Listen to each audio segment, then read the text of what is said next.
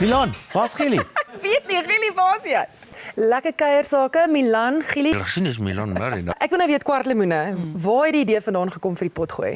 'n Potgooi oor ouerskap in sport. Weet jy, wat is jy nou eintlik? Gilly se stem is 'n stem wat ek vertrou. Sy aanslag is dit wat ouers van sal hou. Met 'n sakkie lemoene wat al tweede pouse opgesny is, wat al so 'n bietjie souserig is. Redelik onfiks is daai kwartlemoen darm 'n lifesaver. Ek is self 'n ouer met kinders wat nou die sportwêreld betref, veral as ek kyk na my middelene wat letterlik alles wil doen. Dit connect vir my die ouer reis saam met jou kind se sportreis op die oomblik, ja. En hoekom is hierdie gesprekke so relevant? Het ek 'n sekere ervaring as 'n ouer. Gilly het 'n sekere ervaring want hy werk met afrigters. Ja. Ons vat mekaar partykeer ook so 'n bietjie aan. Ek het gedink ek lyk so langs 'n veld, eintlik lyk ek so langs 'n veld. Ek het toe nou daai ma geword. As jou kind van die sportveld afstap, gee vir hulle 'n high five, gee vir hulle 'n drukkie, gee vir hulle 'n breinmelkie en sê ons gesels môre. My beurt om met Milan te praat.